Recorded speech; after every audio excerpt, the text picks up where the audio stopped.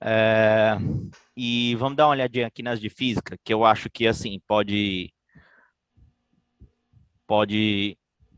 motivar um recurso, né?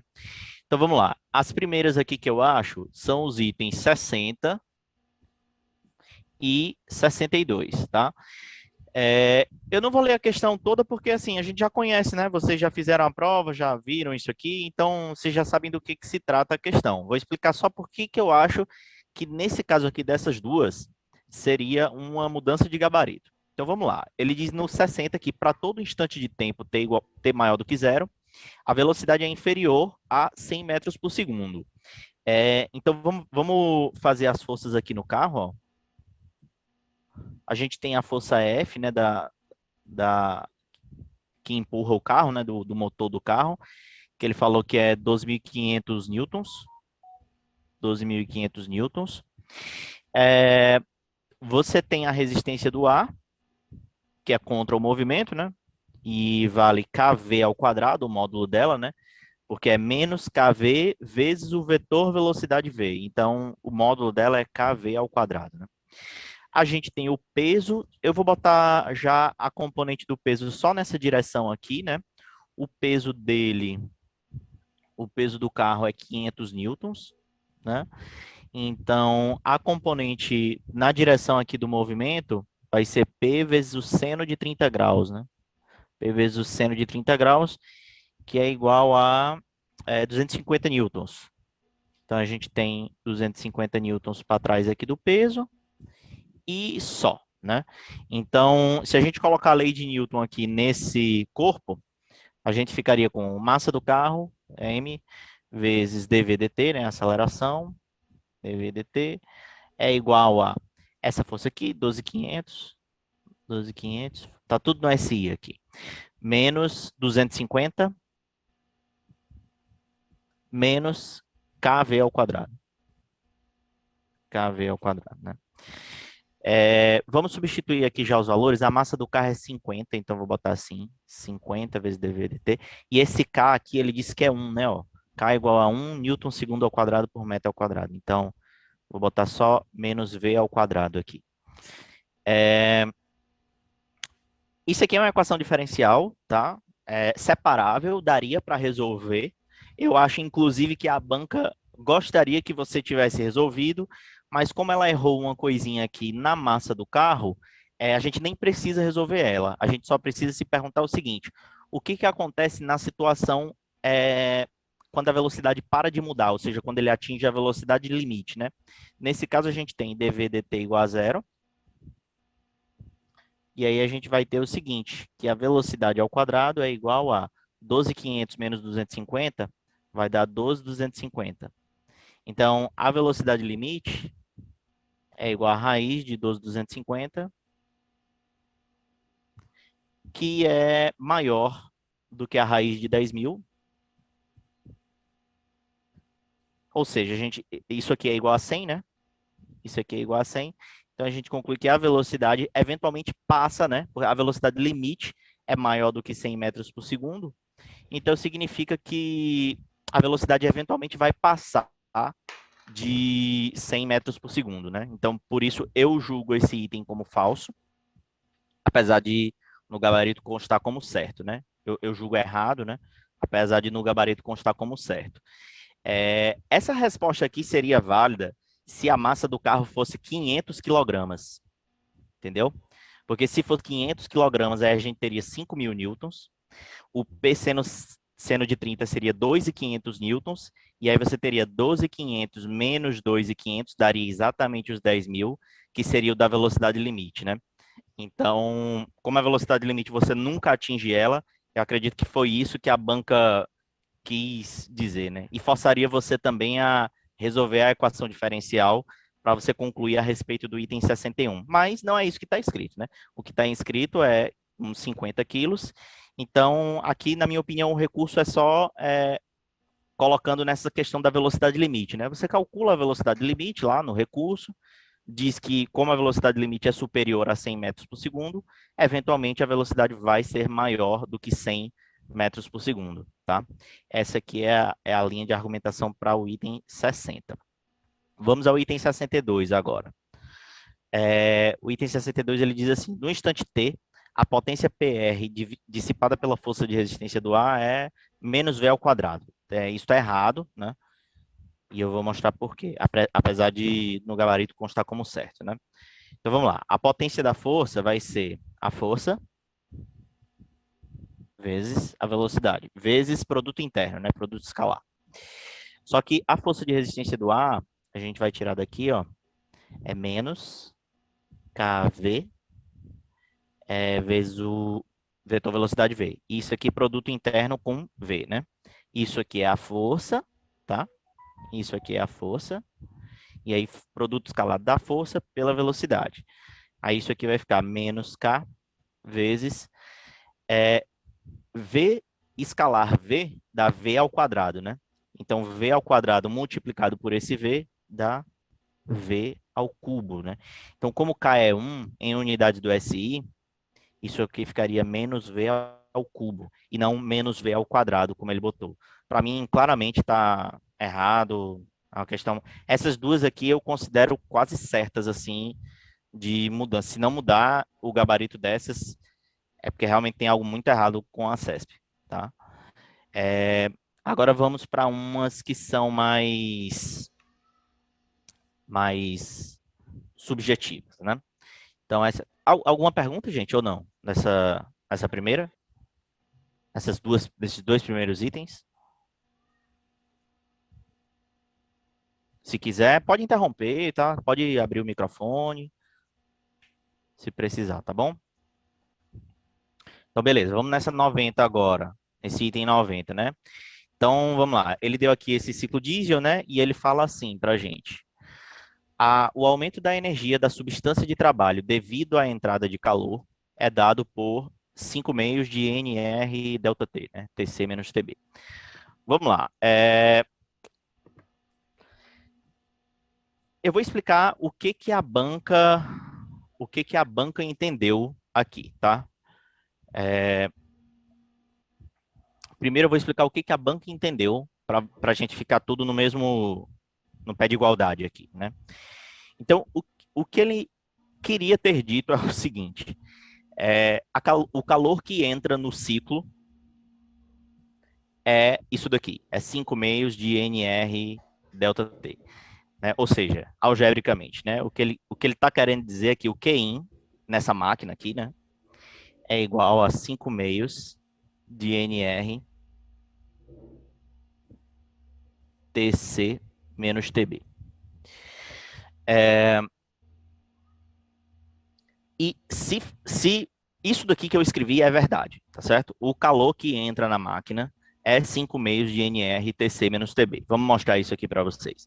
Aqui no CD a gente tem um adiabático, então Q igual a zero. Aqui a gente também tem um adiabático, então Q igual a zero. No processo DA, né? Ele está diminuindo a temperatura e não faz trabalho, né? Então a energia interna está diminuindo, delta U nesse processo aqui DA é menor do que zero. Então, pela primeira lei, a gente conclui que Q é menor do que zero. Ou seja, aqui a máquina está rejeitando o calor. Ou seja, o QDA é o Qout, né? Qout é o módulo do QDA. E a entrada de calor é aqui no processo BC, né? Que ele aumenta de temperatura e faz trabalho, né? Então, aqui a gente tem W maior do que zero, delta U maior do que zero. Então, o calor Q é maior do que zero. Portanto, o Qin é o módulo do QBC, né? Tá? E aí, com esse entendimento, fica claro que isso aqui é verdade, né? Porque o Qin vai ser, então, igual ao QBC. É positivo, né? Então, eu posso tirar os módulos. E aí, como é um processo a pressão constante, eu posso dizer que isso aqui é NCP vezes TC menos TB. Só que o CP do gás monatômico é 5 meios de R. Então, a gente vai ter 5 meios de NR TC menos TB. Tá? Então, isso aí está muito claro e foi o que a banca quis que você pensasse nisso daqui. Por que eu acho que é passivo de anulação? Porque Não é isso que está escrito, né, gente? Ele falou o seguinte, ele falou o aumento da energia da substância de trabalho devido à entrada de calor, né? Então, o aumento da energia, isso aqui para mim significa ΔU, tá? Então, assim, para mim o que ele está perguntando aqui para a gente é o seguinte: entrada de calor é que, né? Então, algebricamente, o que ele está falando para a gente é o seguinte: é o ΔU devido a quê? Então, essa expressão não faz o menor sentido, né, gente? Ou é ΔU ou é Q, né? Eu acho que eles deveriam ter sido mais claros no que ele está querendo saber do candidato. Ele está querendo saber o aumento da energia e, se sim, em qual processo, né? No BC, no CD, no DA, no AB, no ciclo todo, né? Ou ele está querendo saber o calor. E para mim não ficou claro isso, por isso que o meu primeiro entendimento nessa questão foi eu desprezei esse negócio de entrada de calor, porque não fazia o menor sentido, e eu calculei o ΔU do processo BC, por causa do que era o que tinha aqui nas temperaturas que estavam aqui na expressão, né? E fazendo isso, esse ΔU, né? O ΔU no processo BC vai ser NCV ΔT, né? E como o CV é 3 meios de R, daria 3 meios de NR TC menos TB. Que não deu igual aqui, então eu marcaria errado, tanto por a questão não estar bem expressa o que ela quer, e quanto também que a minha primeira interpretação, que foi interpretar que ele queria o ΔU no processo BC, não batia com essa fórmula aqui. Só que depois de ver o gabarito deles e ver o que eles interpretaram, ver que teve alguns alunos da gente que interpretaram dessa maneira mesmo, que eles estavam querendo o QI da máquina, né? Então, vendo depois de tudo isso, eu mudei de ideia com relação a que não seria mais uma mudança de gabarito, mas eu acho que uma anulação é devida aqui, devido à banca não ter sido claro bastante em relação ao que ela estava falando, é, o que ela estava pedindo aqui dos candidatos, né? Porque essa expressão aqui, cadê? Essa expressão aqui, ΔU devido a quê? Não faz sentido, né? Não faz sentido. Ou é ΔU ou é Q. Isso aqui só faria sentido num processo que não fizesse trabalho, né? Porque aí o ΔU seria igual a Q. Mas não é o caso, então, para mim, essa questão não tem. Eles não souberam pedir o que queriam, tá? Deixa eu ver os comentários de vocês. Essa substância de trabalho também confundiu a Anne, né? A substância de trabalho é o gás lá que está dentro da máquina fazendo o trabalho. Mas, enfim, o aumento da energia da substância de trabalho, para mim, é energia interna, é o aumento da energia interna, né? Amanda pergunta: dá para pedir mudança de gabarito e subsidiariamente, se eles não alterarem para anular? Eu não sei como é se você pode fazer dois recursos contraditórios para a mesma questão. Eu não sei. Pessoalmente, eu acho meio estranho, Amanda. Mas se der, se o sistema deixar para fazer isso, então pode fazer, né? Mas assim, eu acho estranho, porque ou você está pedindo para anular, né? Ou você está pedindo para mudar o gabarito. Mas se o sistema deixar, então coloca lá os dois, né? Para mim é anulação, né? Se eu tivesse no lugar de vocês, tivesse feito essa prova, eu solicitaria um recurso de anulação, porque realmente não está claro aqui. As duas interpretações são possíveis desse enunciado, eu achei, tá bom? Diga-se de passagem, essa daqui eu acho improvável eles darem, tá? Porque é um negócio mais subjetivo, mas vamos tentar. Tá. Vamos agora para 95. Essa daqui não tem muito o que falar não, tá, gente? Porque, assim, ela tá certa. O gabarito, primeira coisa, tá? O gabarito deles está certo nisso daqui.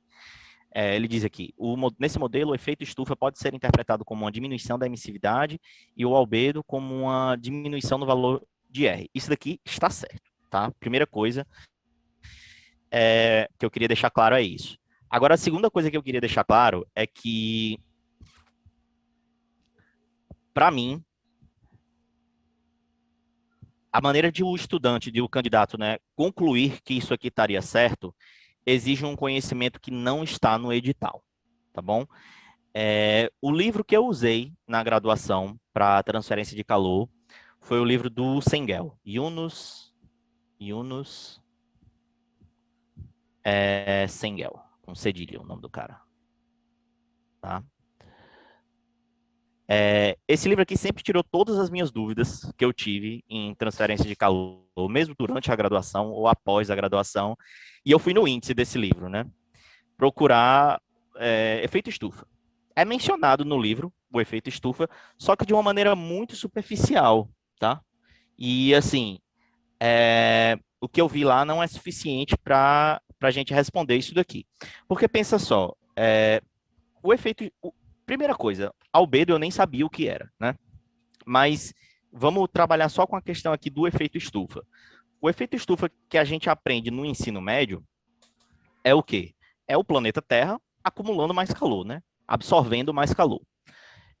Então a primeira coisa que eu pensei foi o seguinte: essa taxa de absorção aqui modela o efeito estufa, tá? Então, quando ele diz assim que o efeito estufa pode ser interpretado como uma diminuição da emissividade, eu falei, não, o efeito estufa é um aumento da absorção. Então, o efeito estufa seria um aumento do R, né? Um aumento do R, da taxa aqui de calor que vem do Sol, que é absorvida pela Terra. Só que aí depois eu fui ver alguns livros Eu fui ver, na verdade, primeiro esse artigo aqui da Wikipédia, tá? Sobre um modelo idealizado do efeito estufa. E já que quando eu li esse artigo, ficou claro para mim, depois eu sugiro a leitura, se vocês quiserem, ficou claro para mim que realmente o item estava certo, tá? E aí depois eu fui ver as referências aqui dele, desse artigo, e ele dá esse Fundamentals of Atmospheric Radiation, tá? E esse First Course in Atmospheric Radiation. Esses, assim, para mim isso aqui, gente, tá fora do escopo do edital, tá? Então, assim, o que eu acho dessa questão, né? Eu acho que poderia ser pedido uma anulação aqui por estar fora do escopo do edital, porque, assim, o que tem lá no edital é fundamentos de convecção e radiação, né? Para isso, até o livro do Sengel seria demais. Eu não cobri todo o livro do Sengel para vocês nas nossas aulas, porque é demais. Ele entra em muitos detalhes, particularmente na parte de convecção e na parte de radiação.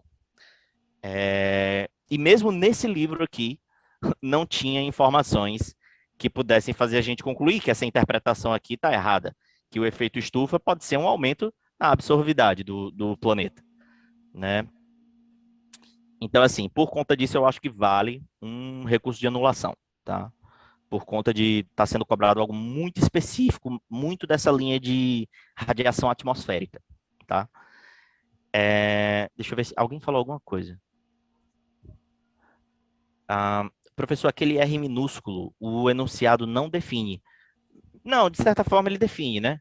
Ele disse aqui que o, o, existe um fluxo de calor permanente QI, que é a radiação incidente vinda do Sol, né?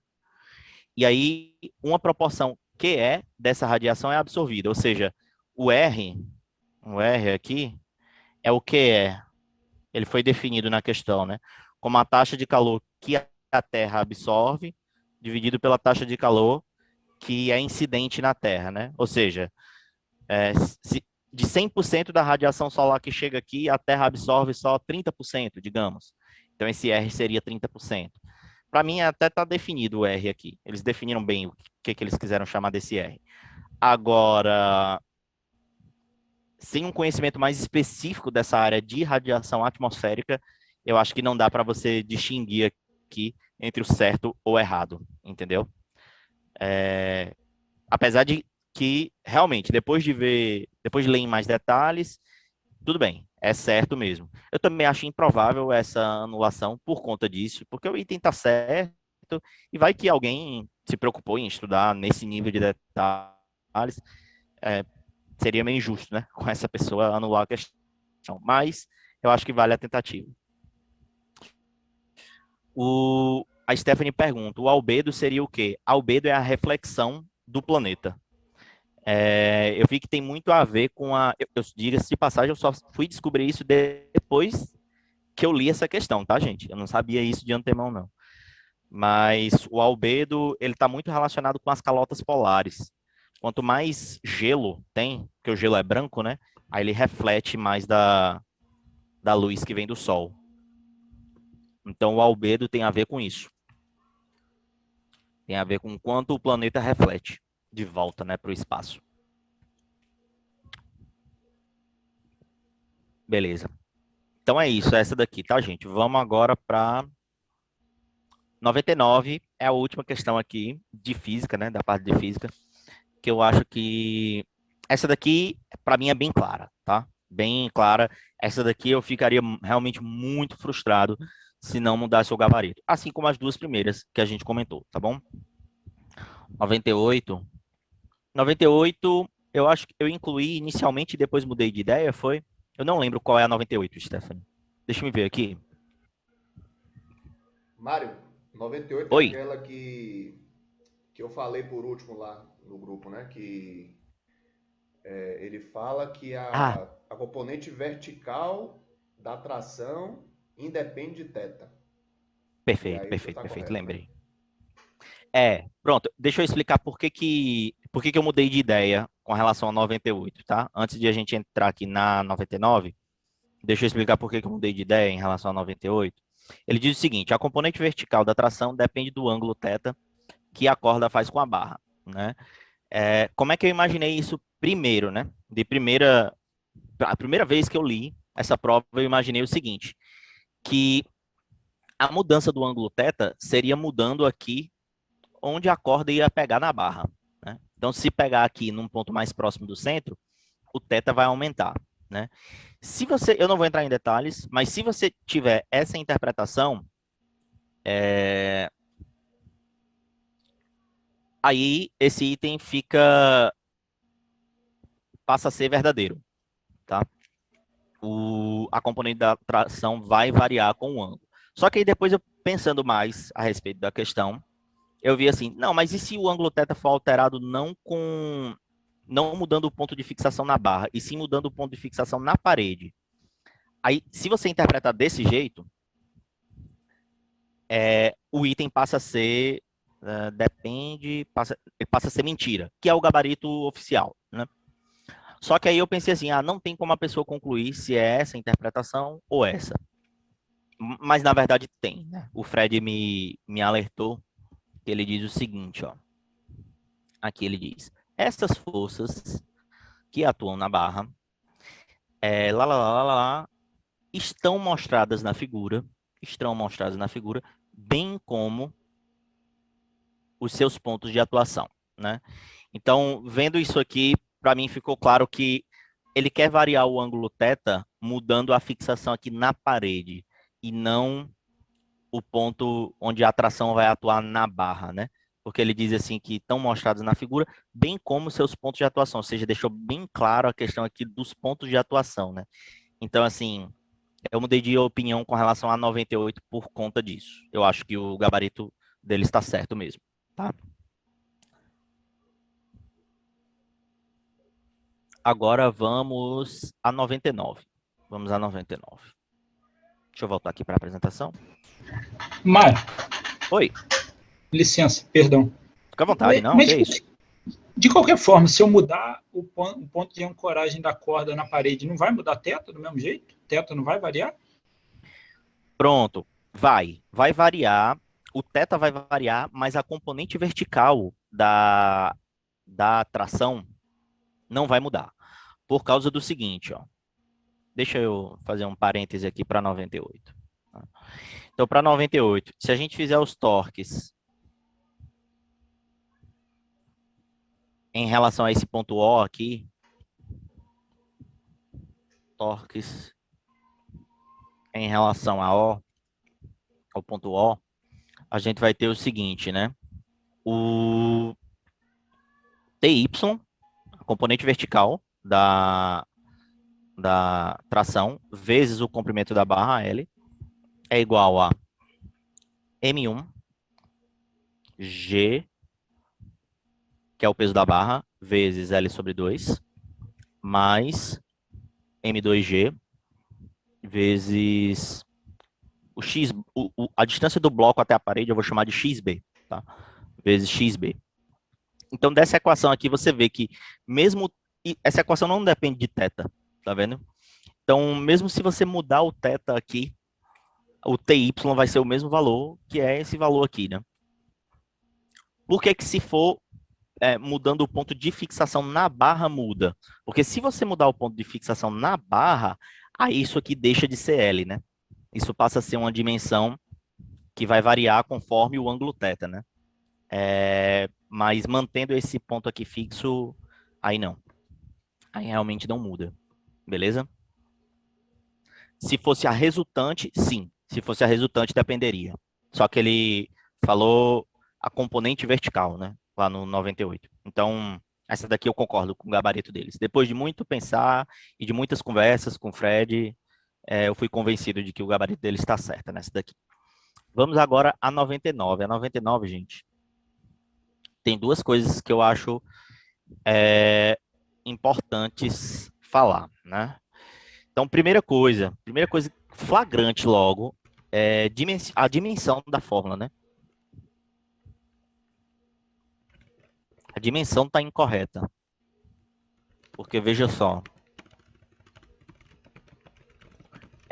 aqui a gente tem, rapidinho, aqui a gente tem 1, né? Ou seja, um adimensional, sendo subtraído de 1 sobre xm, que tem dimensão de metro a menos 1, né?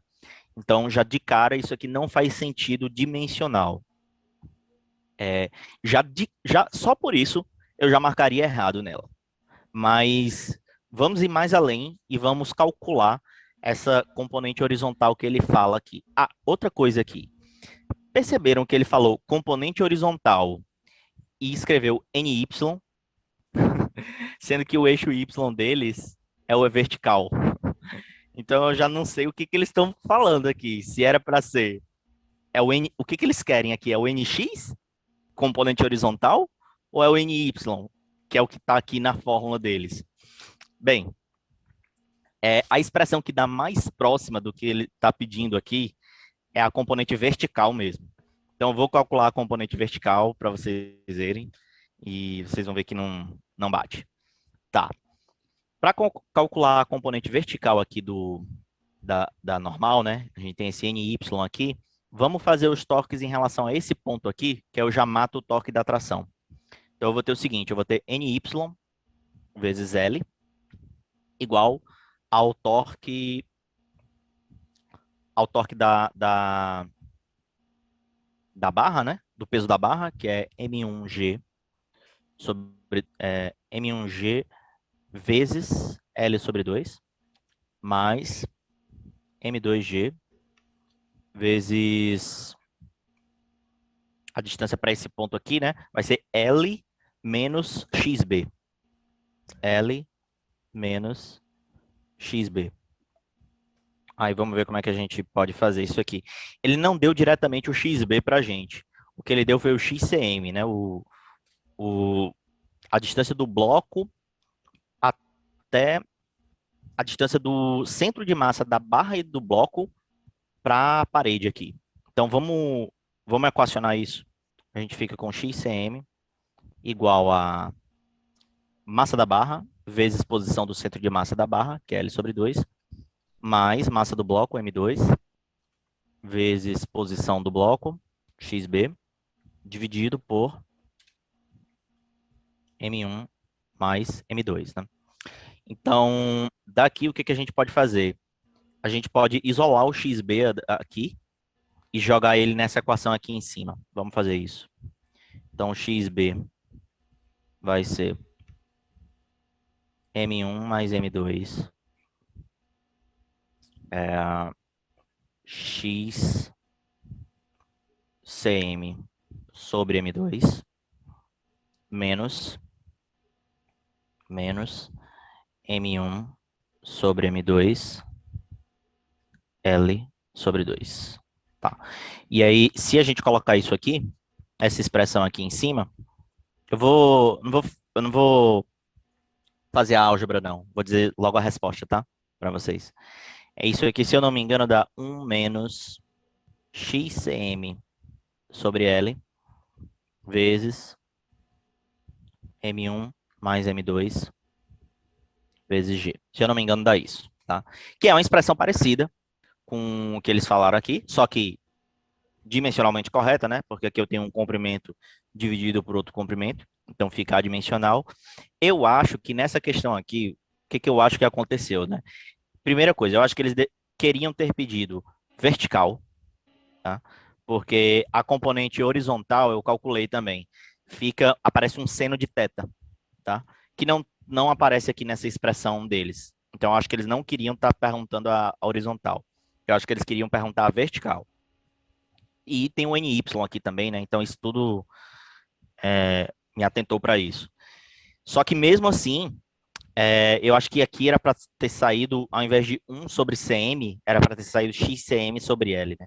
Se fosse tudo isso, aí sim, o item estaria certo, como eles colocaram. Mas, do jeito que eles colocaram aqui, não tem como isso aqui tá certo, né? Então, deixa eu ver as perguntas de vocês. Mário, Oi. só um comentário nessa resolução da 99 aí. Para evitar essa conta que ficaria meio grande, né? Substituir ali o XB na forma de cima e tal. Como ele já deu a posição do centro de massa do conjunto, a gente podia tratar os dois como um corpo só, né?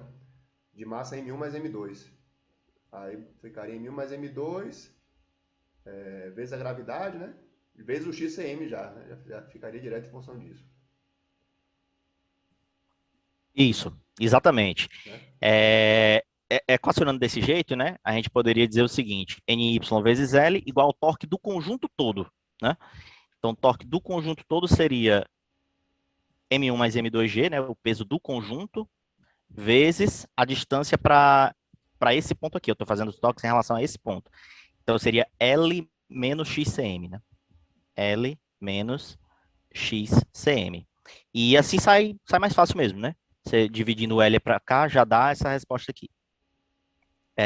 Mas não foi o que está aqui na resposta, né? Então, aqui, para mim, é mudança de gabarito clara, assim.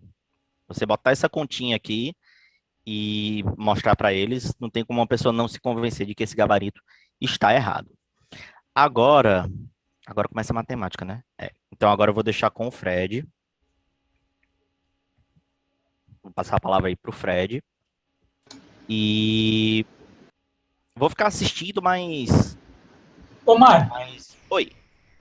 licença. Voltando na 98, o Sicupira até perguntou aí, o TY não depende do θ? E aí não voltamos a ter a necessidade de mudança em caso dele variar?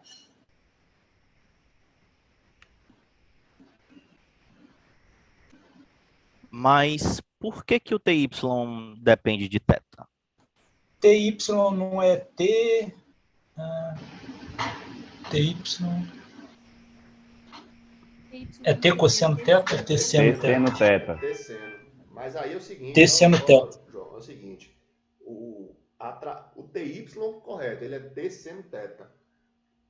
Mas o T não é uma constante, né? O T não é um valor já pré-definido. O T acaba dependendo também do seno de θ, né? De θ, na verdade. Aí quando você faz o produto T vezes seno de θ, que é o TY, né?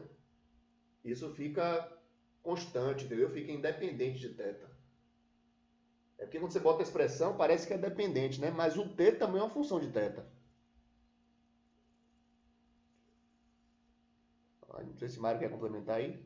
Não, é exatamente isso, né? O raciocínio é esse mesmo que o Fred falou. Tu entendeu, João?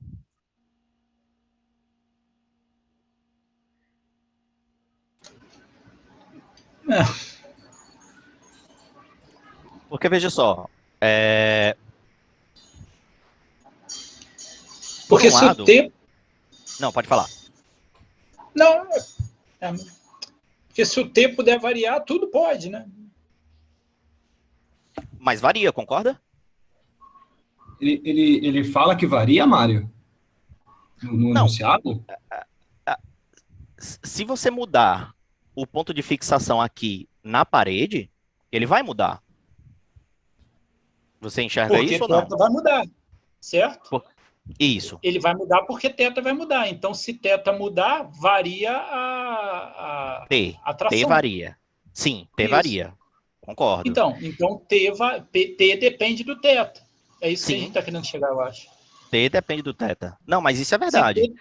Se T depende do teta, TY depende do teta, porque TY depende tanto do teta quanto do T. Não, porque e se a dependência de T com teta for da seguinte maneira? Uma expressão aqui, alguma expressão matemática, eu vou chamar de estrelinha. Alguma expressão matemática dividida por seno de teta. Quando você calcular o TY, o seno de teta corta, e aí eu fico com um TY invariante com relação ao teta. E é exatamente isso que acontece, entendeu? Se você for calcular a atração mesmo, né? Não a componente a componente, mas a atração toda, você vai encontrar exatamente isso. Que a atração é alguma expressão constante dividido por seno de teta. Então você não pode, só por causa disso daqui, concluir que varia com teta. Ficou claro ou não? Até pegando essa expressão aí, Mário, que você colocou, né? TY vezes L, essa é a equação da 98. Se você substituir TY por T seno teta e isolar o T, ou seja, passar o seno dividindo lá para o outro lado, você vai ver que a expressão de T é um trambolinho sobre seno teta. Só que, opa, boa noite. Boa. Só que, professor, ele fala componente horizontal, certo? Eu acho que esse é o problema. Se ele falasse, como Não, tinha é dito, porque isso aí, Lucas, deixa eu te interromper, isso aí é da 99, né? A 99 a gente concordou que tá errado mesmo. O pessoal tava perguntando da 98 aí, que não tá aí no slide. não, mas é 98 mesmo. Se a gente vê a Ah, é? TY, tem TX e TY, certo? Aí a expressão, a questão fala componente horizontal, justo que é TY. Aí o professor encontrou TY, aquela fórmula grande, TY vezes L, só que TY também é T seno teta, ou seja, T depende de teta, professor. São duas equações, eu vejo, né?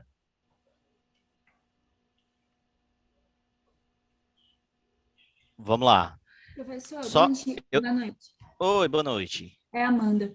Então, eu também lendo, quando eu li a questão, eu não entendi que o T poderia variar. Para mim, ele deu aquele módulo da tração, e aí sim a componente vertical, ela iria, como ela é T seno teta, ela poderia variar de acordo com o ângulo, isso que eu entendi.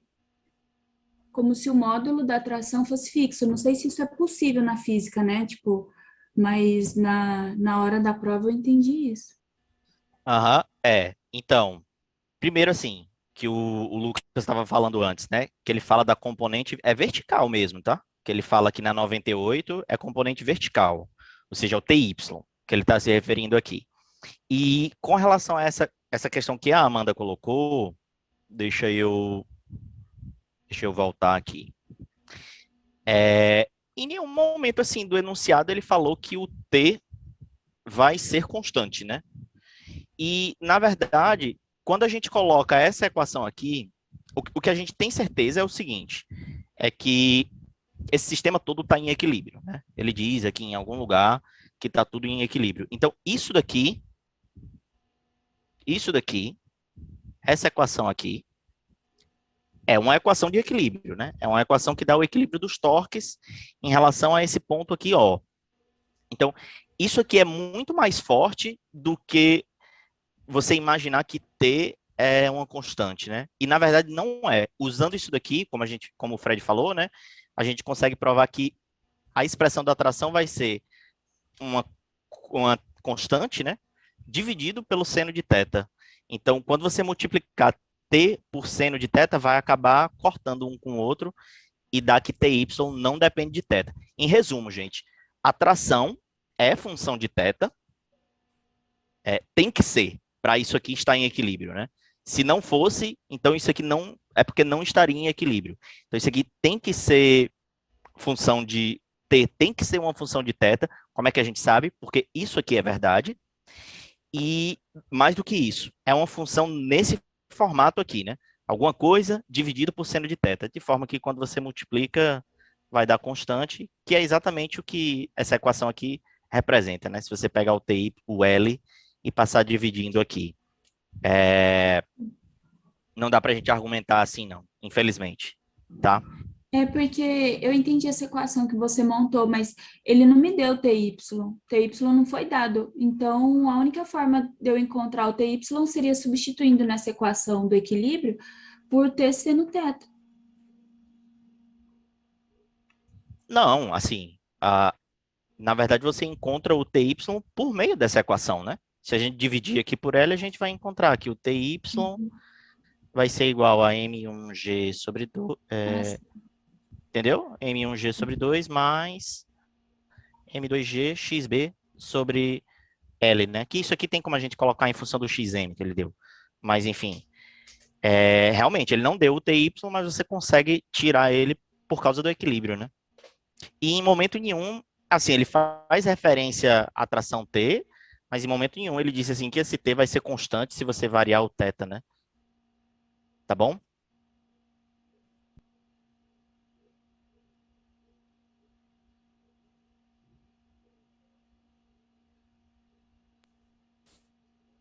Pronto, beleza, então.